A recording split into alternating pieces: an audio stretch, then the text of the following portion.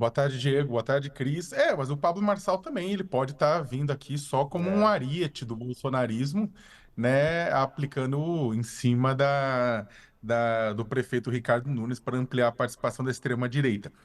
Eu até publiquei agora uma análise, Diego, acho que tem duas perguntas que elas deveriam ser feitas agora. De onde veio, né, de onde vieram os votos de Datena e Pablo Marçal e para onde iriam os votos de Datena e Pablo Marçal. O Datafolha mesmo fez pesquisas mostrando, olha, uma parte grande dos votos do Datena iria para o Ricardo Nunes, tudo, mas não é tão simples.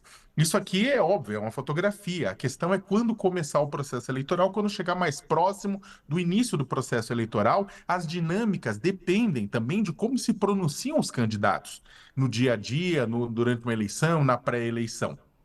Então vamos lá. Antes que os estatísticos tenham um infarto agudo do miocárdio, disclaimer: não é possível comparar pesquisas com nomes diferentes. Então teve uma Datafolha em março, tem uma Datafolha agora. Não dá para comparar. Contudo, como é o que a gente tem, dá para a gente poder especular em cima, né? O Datena e o Marçal não estavam na pesquisa Datafolha em março, e agora o Datena aparece com 8% no cenário principal, empatado tecnicamente com Tabata Amaral, que tem 8%, e Pablo Marçal, o coach de direita, aparece com 7%.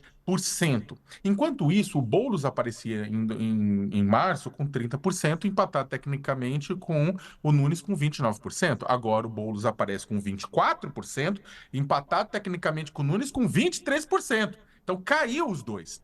Dali é possível, inclusive, inferir que você teve uma redução nos dois, porque apareceram esses dois novos players no processo, uma vez que o pacote de indeciso e nulo tá mais ou menos dentro da margem de erro, que é de 3 pontos percentuais, né? Olha, o Datena conversa muito bem com a classe trabalhadora, né? Que vota em Lula e que não é necessariamente petista. O Boulos busca esse eleitorado, o Boulos tem uma boa votação mais na região central, procura o eleitorado de periferia da classe trabalhadora e aguarda o início da propaganda de rádio e TV em agosto para que o Lula apareça colado nele, que nem pão e manteiga. E aí mostrar, olha, Lula é Boulos, Boulos é Lula, para tentar transferir, né? E ao mesmo tempo, né, inclusive aquele evento no Dia dos Trabalhadores lá na Zona Leste de São Paulo, que o Lula até tomou uma multa eleitoral porque fez propaganda antecipada para o Boulos, é nesse sentido.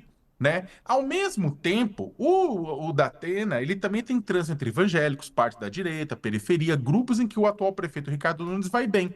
Né? E o Pablo Marçal, por outro lado, é identificado com o bolsonarismo, tendo apoiado totalmente o ex-presidente da República e agora, inclusive, convidando a médica bolsonarista Nise Yamaguchi para ser sua candidata a vice. Né? Ele tem trânsito com o bolsonarismo, com o lavajatismo, com o pessoal do MBL, que tem também em Kim Kataguiri um candidato que poderia, inclusive, herdar os votos de Kim. Né? Só que ele tira voto claramente do Nunes, né? E aí o que acontece é o seguinte: tem muita gente que coloca isso aqui e fala assim: olha, caso ele se torne um nome competitivo, o Marçal, ele pode ameaçar o Nunes. Caso contrário, ele vai ser usado, essa candidatura do Marçal, como um ariete do bolsonarismo para pressionar o atual prefeito, aumentar o espaço da extrema-direita na sua campanha. Agora, só para terminar, tão importante quanto saber de onde esses votos vieram, é para onde esses votos vão. Repito, o Datafolha aponta, olha, tem uma quantidade maior do Datena que iria para o Nunes, mas é mais complexo, né? Depende do seguinte: Datena e Nunes, Datena e Marçal vão até o fim? Se forem até o fim, eles entram na dinâmica de discussão de voto. Num debate, o Datena é mais próximo do Boulos, inclusive, tipo, nos debates, em proximidade pessoal, né? Ele vai fazer o quê? Ele vai mais poupar o Boulos e bater no Nunes? O Marçal, não tenho dúvida nenhuma, vai mais poupar o Nunes do que bater no... E vai bater mais no Boulos.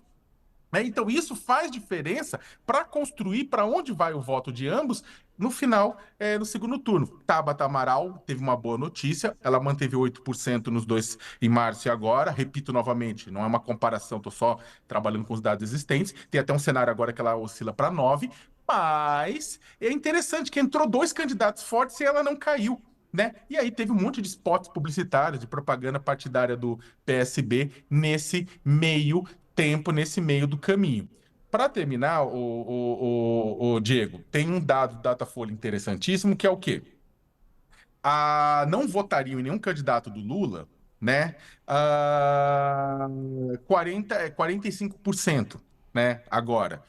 em março eram 42%. Vocês não votariam em nenhum candidato do Bolsonaro? 61% em março, 63%. Dentro da margem de erro teve essas oscilações, né? O que que acontece é o seguinte, o Bolsonaro ainda é um padrinho mais tóxico em São Paulo. Mesmo assim, é o que o Nunes tem. E o Nunes tem, nos últimos dias, tentado se aproximar do Bolsonaro. Ele falou que o Bolsonaro foi um bom presidente durante a pandemia, parênteses, risos, fecha parênteses, e que ele, na verdade, também ele defendeu escolas cívico-militares, né, o Nunes. Então, são pautas do bolsonaristas, ele está tentando se aproximar. Mesmo assim, a campanha do Nunes está preocupada porque achou que chegaria agora de 6 a 10 pontos à frente do Boulos. E, no máximo, estão empatados tecnicamente. É verdade.